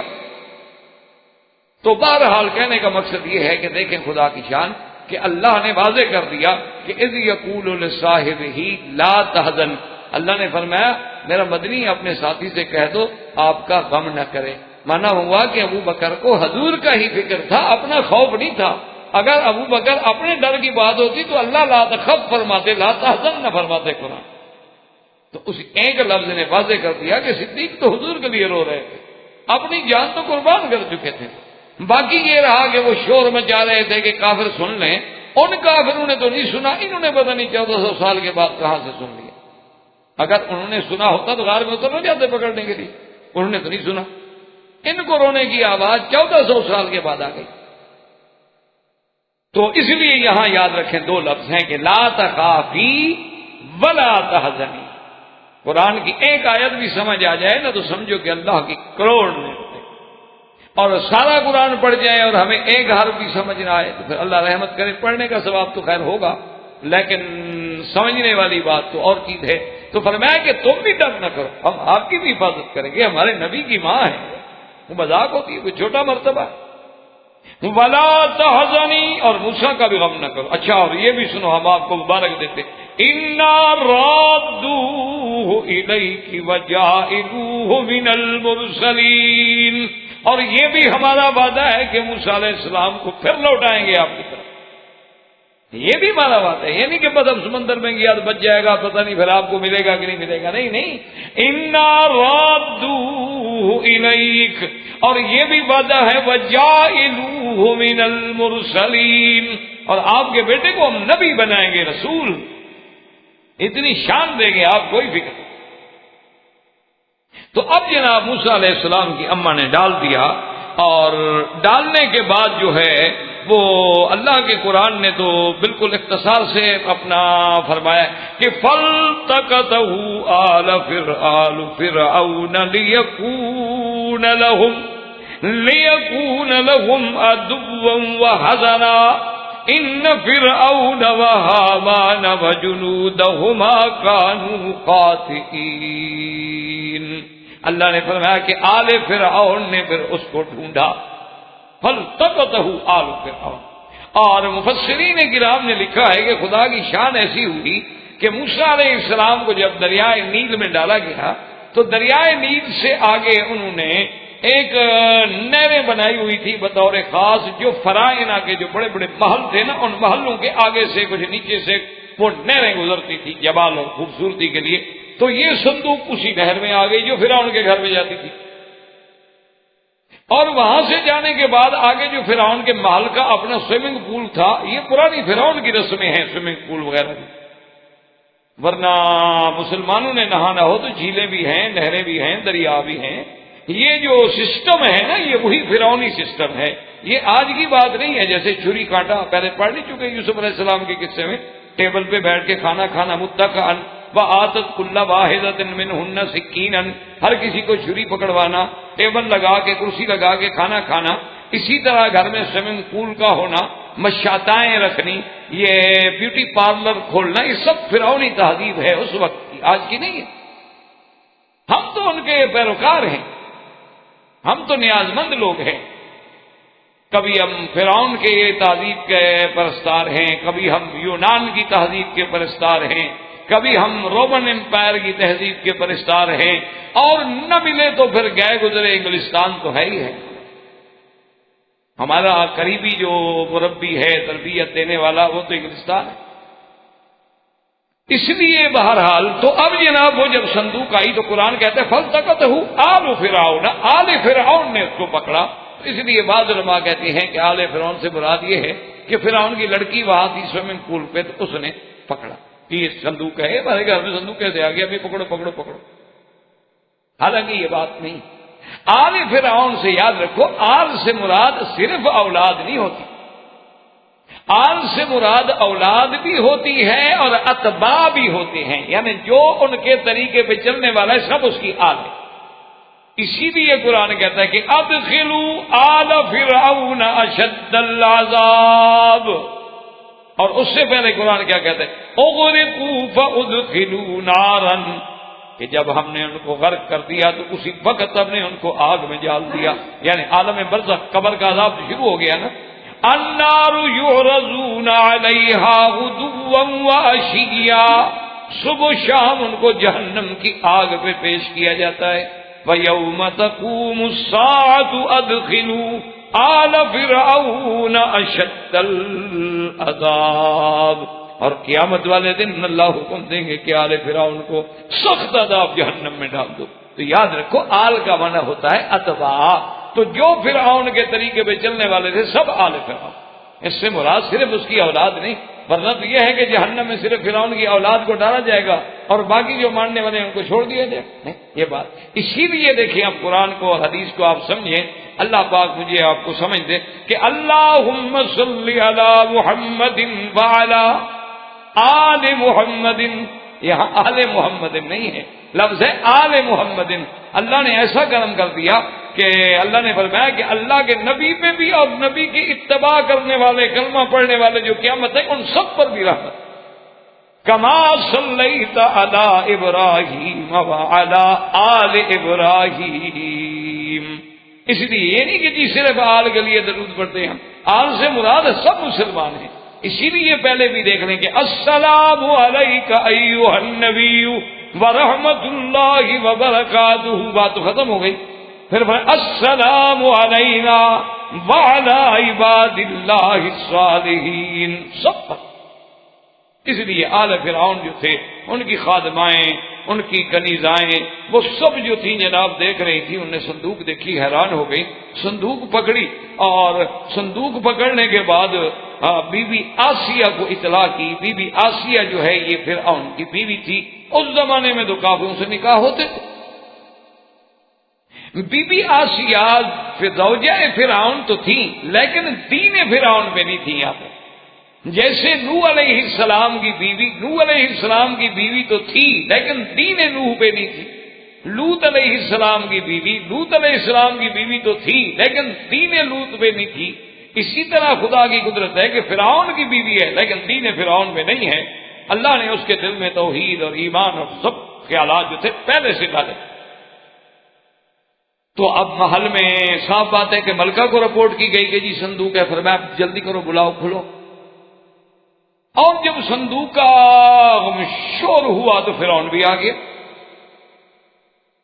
فرعون خود بھی آ گیا کیونکہ اس کے محل کا ایک واقعہ تھا. وہ تو پورے محل میں شور ہو گیا نا جی، صندوق پکڑی گئی اور صندوق پکڑی گئی اور صندوق دریا سے نہروں میں آئی اور نہروں سے ندی نالوں میں جاتی اور وہ تو ہمارے محل کے سوئمنگ پول میں آ گئی، تو حوض میں آ گئی. تو فرعون بھی آ گیا اور اس صندوق کو کھولا گیا. جب صندوق کو کھولا جناب تو اندر تو موسیٰ علیہ السلام بیٹھے ہوئے ہیں. وہ تو نبی کا جلال ہے، جمال ہے، کمال ہے. تو جب فرعون کی بیوی نے دیکھا تو اس لیے قرآن کہتا ہے وَقَالَتِ امْرَأَتُ فِرْعَوْنَ قُرَّةُ عَيْنٍ لِّي وَلَكَ. فرعون کی بیوی نے جب دیکھا تو اس نے کہا کہ بادشاہ سلامت، یہ تو بچہ، یہ تو تمہاری اور میری آنکھوں کی ٹھنڈک ہے. یہ تو ایسا بچہ تو ہم نے دیکھا ہی نہیں. تو مفسرین نے لکھا ہے کہ فرعون کہنے لگا کہ تمہاری آنکھوں کی ٹھنڈک ہو تو ہو، میری نہیں ہے. تو اسی لیے علماء نے لکھا ہے کہ پہلے دن اس نے نبی کی توہین کی تو اللہ نے کفر پہ موت لکھی، بدبخت کی. ہو سکتا ہے کہ پیغمبر کی توہین نہ کرتا تو اللہ ایمان نصیب کرتا. اللہ تبارک و تعالیٰ کیونکہ جو لوگ انبیاء کی اور اللہ کے عباد صالحین کی توہین کرتے ہیں پھر ان کے لیے بڑے مشکلات. تو انہوں نے کہا کہ اگر وہ بھی کہہ دیتا، کیا ایک بچے تھا کہ قرۃ عین لی ولک، بیوی ملکہ تو بڑی یعنی لائق فائق ہے نا، کہ اس نے کہا کہ میری بھی آنکھوں کی ٹھنڈک اور تیری بھی. اور لا تقتلوہ عسى ان ينفعنا او نتخذہ ولدا وهم لا يشعرون. اور فوراً بی بی نے کہا کہ مہربانی کر کے لا تقتلوا، چونکہ وہ جانتی تھی یہ تو وہ سال ہے جس میں بچے قتل کیے جاتے ہیں اور یہ بچہ تو خود فرعون کے گھر میں آ گیا، دشمن کے گھر میں خود آ گیا، قاتل کے گھر میں خود آ گیا ہے مقتول. لا تقتلوہ عسى، قتل نہ کریں ہرگز. عسى ان ينفعنا، ہو سکتا ہے کہ ہمارے لیے باعث نفع ہو یا ہم اسی کو ہی بیٹا بنا، اور نتخذہ ولدا، ہم بیٹا بنا لیں گے. اللہ نے فرمایا ان کو پتہ نہیں کیا کر رہے ہیں، کیا سوچ رہے ہیں. وہ اپنی سوچوں میں ہیں اور تقدیر کے اپنے فیصلے ہیں. من درج خیال فلک درج خیال، ہم اپنا خیال کرتے رہتے ہیں اور مالک کے فلک و سما اپنے خیال میں ہیں اور خیال تو اسی کا چلے گا جو مالک. اب قرآن کہتے ہیں وَأَصْبَحَ فُؤَادُ أُمِّ مُوسَىٰ فَارِغًا إِن كَادَتْ لَتُبْدِي بِهِ لَوْلَا أَرَّبَتْنَا عَلَىٰ قَلْبِهَا لِتَكُونَ مِنَ الْمُؤْمِنِينَ. اللہ پاک فرماتے ہیں کہ اب موسیٰ علیہ السلام کی ماں پہ کیا گزری. آپ خود تصور کریں نا کہ بیٹا ہو اپنے ہاتھوں سے آدمی صندوق میں ڈال کے دریا میں ڈال دے تو وہاں پہ کیا گزرے. اللہ نے فرمایا اگر ہم نے اس کے دل کو نہ تھام لیا ہوتا نا، وہ تو کھل کے بات کہہ دیتی، رو پڑتی فراق میں کہ میرا بیٹا ہے، میرا بیٹا ہے، کہاں گم ہو گیا، بھاگ پڑتی. لیکن ربطنا علی قلبہا، ہم نے اس کے دل کو باندھ دیا. اس لیے علماء فرماتے ہیں کہ یہ درجات ہیں. پہلا درجہ ہوتا ہے انابت کا، وَأَنِيبُوا إِلَىٰ رَبِّكُمْ، اور دوسرا درجہ ہوتا ہے ہدایت کا، اور تیسرا درجہ ہوتا ہے استقامت کا، اور چوتھا درجہ ہوتا ہے ربط کا کہ اللہ تبارک و تعالیٰ پھر جس پہ راضی ان کے دلوں کو خود تھام لیتے ہیں، ان کو پھر خود کنٹرول کر لیتے ہیں کہ ان سے پھر کوئی غلط بات ہونی نہیں، ان سے بے صبری کا کلمہ نکلنے ہی نہیں.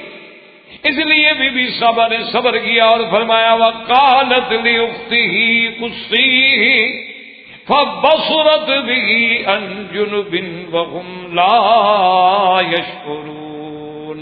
بی بی نے حضرت موسیٰ علیہ السلام کی بہن سے کہا کہ بیٹی جاؤ اپنے بھائی کا پتہ بتاؤ. کسی ہے کہ ہمارا کیا ہوتا ہے بھئی اسی آثار پہ جدھر ہم نے صندوق ڈالی ہے اور پانی بہ رہا ہے، لازمی بات ہے کہ صندوق ادھر نیچے ہی جائے گی، تو تم ذرا وہی راستہ لے کے نیچے چلی جاؤ ڈھونڈتی جاؤ، پتہ لگ جائے گا موسیٰ علیہ السلام کا۔ چلو کچھ تو تسلی ہو، کچھ تو ہم اپنی طرف سے کوشش کریں۔ یہاں بھی اللہ نے قرآن میں بی حضرت موسیٰ علیہ السلام کی بہن کا بھی نام لے دیا، لیکن بعض مفسرین فرماتے ہیں کہ ان کا نام ام کلثوم تھا۔ لیکن بہرحال قرآن کی تو یہ سنت اللہ ہے کہ قرآن عورتوں کے نام نہیں لیتا الا مریم، کیونکہ عیسیٰ علیہ السلام کا کیونکہ ولادت ہی بغیر باپ کے ہوئی تھی تو قرآن نے وہاں صرف نام لیا ہے، جس سے اشارہ ملا ہے کہ عورت کے صرف وجود کا پردہ نہیں ہوتا، عورت کے نام پر بھی پردہ۔ اسی لیے علماء کا حکم ہے کہ کبھی بھی اپنی عورت کو نام لے کے نہ پکارا کر۔ آج کل تو خیر رواج یہی ہے نا جی، نام لے کے ہی پکارا جاتا ہے، اسی لیے تو نام الٹے پلٹے رکھتے۔ میں نے شاید پہلے بھی آپ کو ایک لطیفہ سنایا تھا کہ نہیں، میرا اپنا ایک دوست ہے، مولوی ہے، خطیب ہے، بہت بڑا معروف آدمی ہے ماشاءاللہ، بہرحال نام تو میں نہیں لیتا تھا کہ غیبت میں شمار نہ ہو جائے۔ تو وہ حج پہ اتفاق سے آئے ہوئے تھے، میرے دوست ہیں ماشاءاللہ، ان کی بڑی مہربانی ہے۔ تو وہ عشاء کی نماز کے بعد تو میں نے اس سے کہا کہ آج میں آپ کو چائے وائے پلاتا ہوں، بیٹھے بیٹھ جائیں گے ذرا اس بہانے سے تھوڑا سا باتیں کر لیں گے۔ تو ہم ہوٹل کی طرف جا رہے تھے کہ کسی ہوٹل میں بیٹھ جاتے ہیں، حج کا رش ہے، تو کہیں بھی جہاں موقع ملے گا کہ تھوڑا رش کم ہو تو چائے پلا دوں۔ تو اس نے چلتے چلتے کہا کہ مکی صاحب آج ہی میں نے فون کیا تھا گھر میں، تو میرے گھر میں لڑکی اللہ نے دی ہے، بچی پیدا ہوئی ہے میرے گھر میں، اس کے لیے کوئی نام بتائیں۔ میں نے کہا یار تم آپ مولوی آدمی ہو، کوئی ہے اس میں کون سا مشکل ہے؟ ہمارے لیے تو بہرحال یہ سیدہ عائشہ کا نام ہے، مسلمہ ہے، ام حبیبہ ہے، بی میمونہ ہے، ماریہ قبطیہ ہے، سیدہ خدیجہ ہے، بی بی سودا ہے، اتنے بڑے نام ہیں، ہمارے لیے کیا کمی ہے، کوئی نام رکھ لو۔ تو وہ جناب بڑے اس سے کہنے لگا کہ وکیل صاحب آپ کو پتہ نہیں ہے کہ آپ کی بھابھی جو ہے وہ بڑی ماڈرن ہے، تو ماڈرن نام بتائیں، یہ تو آپ مولوی والے نام بتا رہے ہیں۔ تو میں نے کہا پھر مونالیزا رکھ لو۔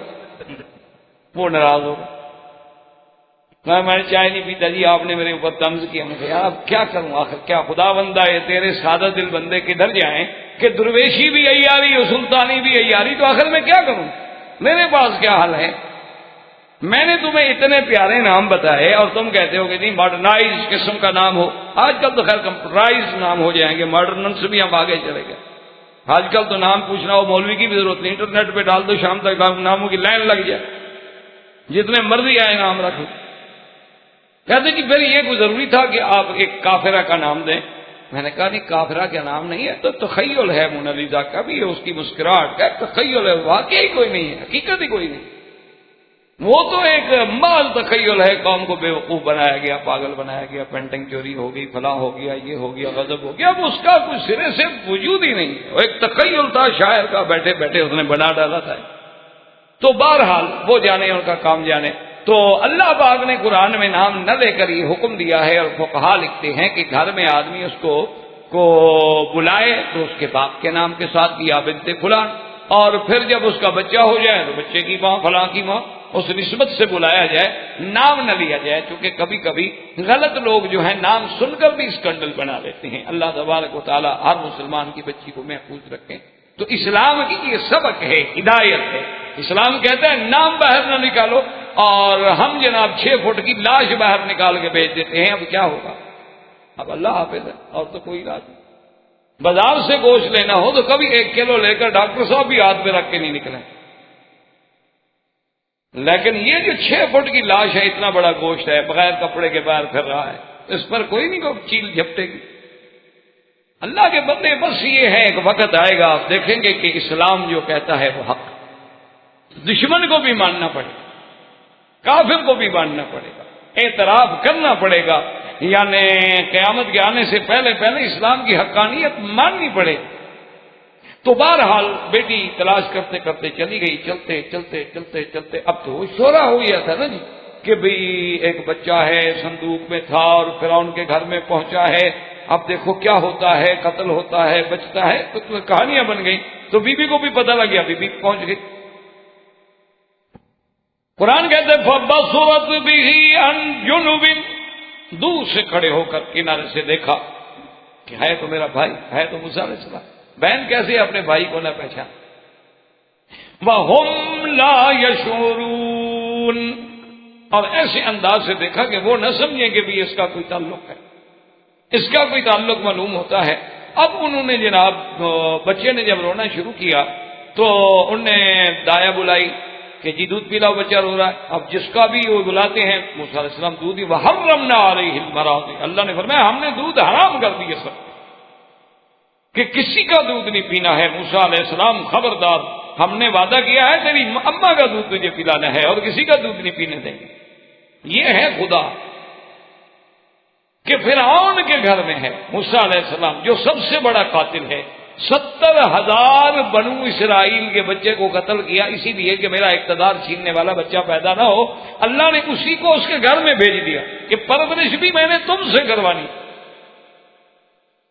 اسی لیے دیکھا جائے اللہ اسی لیے کہتے ہیں کہ ڈرو نہیں، جب تم حق کے دائی بنو گے، جب تم اللہ کی توحید کے علمبردار بنو گے، جب تم دین کی دعوت کو لے کے اٹھو گے نا، اللہ دشمنوں کے گھر میں تیرے لیے ٹھکانے پیدا کرے، اللہ فرعونوں کے گھر میں تیری حفاظت کے انتظام کرے۔ آپ گھبراتے کیوں ہیں؟ آپ کھڑے تو ہوں اللہ کے دین کے لیے۔ تو اب جناب انہوں نے جب دیکھا کہ وہ بچہ دودھ نہیں پیتا، رو رہا ہے، تو اب آخر بہن تھی سمجھ صبرناز، فقالت هل ادلکم علی اہل بیت یکفلونہ لکم وہم لہ ناصحون۔ بچی نے کہا کہ اگر چاہو تو میں تمہیں ایک گھر بتا سکتی ہوں، وہاں ایک بڑی پارسا بھی ہے، نیک بھی ہے، ہو سکتا ہے اور وہ خیر خواہ بھی ہیں، ہو سکتا ہے کہ وہ بچہ اس کا دودھ پی لے۔ اب جناب یہ ہے کہ انہوں نے کہا کہ چلو ٹھیک بتائیں کون۔ اور بعض روایات میں یہ آتا ہے کہ جب وہ بی بی نے کہا نا کہ وہ ہم لہو ناصحون اور وہ گھرانے والے اس بچے کے خیر خواہ بھی ہیں، تو فرعون تاڑ گیا، اس نے کہا اچھا ادھر آؤ، کون ہو تم؟ وہ گھر والے اس بچے کے خیر خواہ کیسے ہیں؟ اس بچے کے ساتھ ان کا کیا رشتہ ہے؟ تو اللہ نے بی بی کو عقل دیا، انہوں نے فرمایا بادشاہ آپ نے سمجھا نہیں، میں نے کہا تھا ہم لہو تمہارے خیر خواہ ہیں، تم نے موسیٰ علیہ السلام کی طرف اشارہ سمجھ لیا، حالانکہ میرا اشارہ تمہاری طرف تھا کہ وہ گھرانہ تمہارا خیر خواہ۔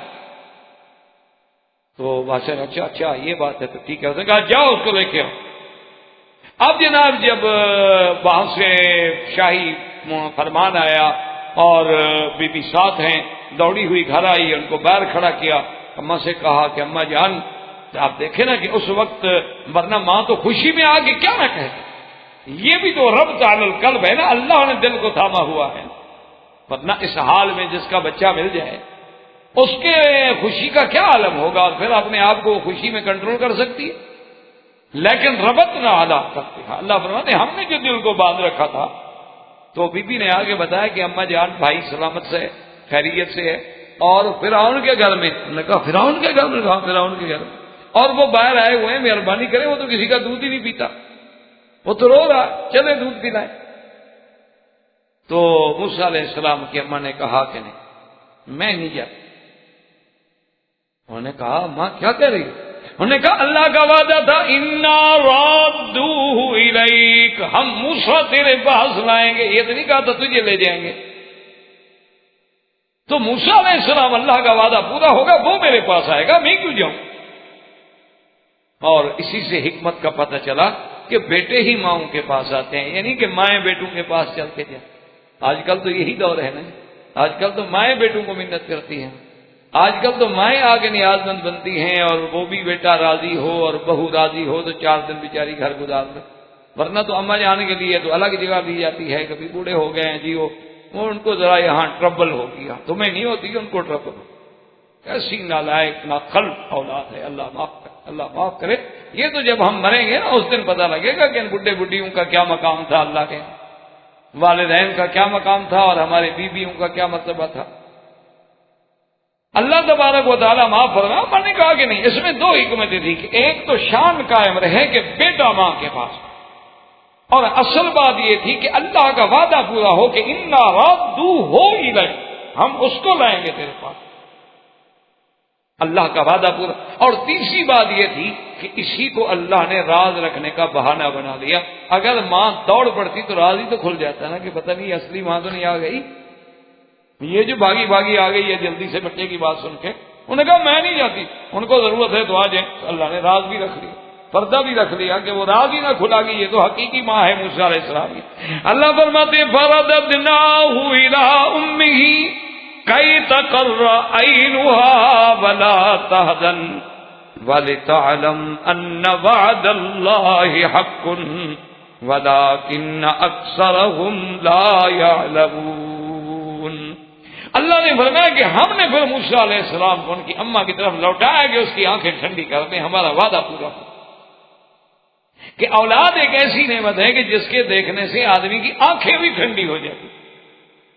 اللہ نے کیسا ایک لفظ میں اس سے بڑا محاورہ آپ دنیا میں نہیں ڈھونڈ سکتے کہ اللہ تمہیں ایسی خوشی دے کہ اللہ تیری آنکھیں ٹھنڈی کرتے، اللہ تیری اولاد کو تیرے لیے قرۃ عین بنا دے. اس سے بڑا دعا اور اس سے بڑا جملہ راحت و آرام کا پوری دنیا کی ادب اور تاریخ میں مل نہیں سکتا. جو اللہ کے کلام کا کون مقابلہ. اللہ نے فرمایا ہم نے موسیٰ علیہ السلام. اچھا، اور خدا کی شان یہ ہے کہ وہ بی بی بھی آ گئی. انہوں نے کہا بی بی آزن کا کیا بات ہے آ کے؟ انہوں نے کہا جی نہیں، وہ بی بی کہتے میں تو نہیں آتی، آپ نے دودھ پلانا ہے تو بچے کو بھیج دیں. انہوں نے کہا چلو بچہ رو رہا ہے بھی بھیجو، بچے کو بھیج دیں. اور اس نے کہا کہ جناب اس کا کیا ہوگا؟ اس نے کہا جی آپ اس سے کہہ دیں ہم انعام و اکرام سے تمہارا گھر بھر دیں گے، تمہارا مہینے کا اتنی تنخواہ، تمہارا یہ بونس، تمہارے یہ لنچ، تمہارے لیے سواری، تم تو ہمارے بچے کی ماں ہو. اب تو یہ ہمارا بچہ ہے، ہم نے موسیٰ کو بچہ بنا لیا ہے. تو اللہ نے فرمایا دیکھو ہم جب راضی ہوتے ہیں نا تو ماں کو بیٹا بھی ملا دیتے ہیں اور ماں اپنے بیٹے کو دودھ بھی پلائے اور پیسے بھی دے. فرمایا جب ہم راضی ہونے پہ آ جاتے ہیں تو ہم پھر اس طرح دیتے ہیں کہ ماں اپنے بیٹے کو دودھ پلا رہی ہے اور پلانے کے پیسے بھی ساتھ دے رہی ہیں. دونوں نعمتیں ہم نے دے دی کہ ہم نے موسیٰ علیہ السلام کو ماں کی گود میں بھیجا تاکہ ان کی آنکھوں کی ٹھنڈک بنے اور غم ختم ہو. اور وَلِتَعْلَمْ أَنَّ وَعْدَ اللَّهِ حَقٌّ، اور وہ یقین پختگی پہ پہنچ جائے کہ اللہ کا وعدہ حق ہے، اللہ کا وعدہ سچا ہے، اسے کوئی نہیں پھیر سکتا. لیکن وَلَٰكِنَّ أَكْثَرَهُمْ لَا يَعْلَمُونَ، افسوس یہ ہے کہ اکثریت جو ہے وہ یہ بات نہیں جانتی کہ اللہ کا وعدہ حق ہے اور اللہ کا فرمان جو ہے وہ کبھی غلط نہیں ہو سکتا. اب موسیٰ علیہ السلام، بعض مفسرین نے لکھا ہے کہ ایک دفعہ موسیٰ علیہ السلام ابھی بچپن میں ہیں، ابھی آپ کی عمر جو تھی یعنی 2 سال کا لکھا ہے، ابھی یعنی وہ زمین پہ چلتے تھے، گھسٹ گھسٹ کے چلتے تھے. تو کبھی کبھی بی بی آسیہ ان کو بلا لیتی تھی دیکھنے کے لیے، ورنہ رہتے تو موسیٰ علیہ السلام اپنی اماں کے گھر میں تھے، لیکن کبھی کبھی آسیہ بی بی بھی ان کو بلا لیتی تھی دیکھنے کے لیے. تو ایک دن بلایا تو بی بی آسیہ نے سینے سے لگا کے موسیٰ علیہ السلام کو اٹھایا ہوا ہے. فرعون آ گیا. فرعون جو آیا تو اپنا اس دور میں فرعونہ جو تھے بادشاہ وہ زیور پہنتے تھے باقاعدہ، گلے میں سونے کے بڑے بڑے لاکٹ، اور ان کی جو داڑیاں ہوتی تھیں ان میں وہ موتیوں کی لہریں اور موتیوں کی لڑیاں لگاتے تھے. ہیرے جواہر ڈائمنڈ ایک دور سے وہ چمک رہی ہیں. رات کو جو لائٹ پڑی اور چمک آئی، کبھی زمرد ہے یاقوت ہے فلان ہے. تو وہ بھی فرعون کا وہ مرصع، سر پہ تاج اور یہ ساری چیزیں. تو اس نے فرعون نے بھی یہ کیا کہ اس نے کہا کہ چلو اب بی بی آسیہ خوش ہو جائے گی. اس نے بھی موسیٰ علیہ السلام کو اٹھا لیا کہ چلو ذرا بی بی خوش ہو جائے کہ میں بھی بچے سے پیار کر رہا ہوں. تو جب موسیٰ علیہ السلام کو انہوں نے اٹھایا تو سینے کے ساتھ قریب کیا تو موسیٰ علیہ السلام نے داڑھی پکڑ کے مارا تھپڑ منہ پہ فرعون. وہ تو موسیٰ تھا نا جی، وہ تو موسیٰ تھا نا علیہ السلام، وہ تو جلالی پیغمبر ہے. چاہے بچہ ہو تو کیا ہے، نبوت کے فیصلے تو پہلے ہو چکے ہیں نا. اِنَّا رَادُّوهُ إِلَيْكَ وَجَاعِلُوهُ مِنَ الْمُرْسَلِينَ، وہ تو رسول ہے.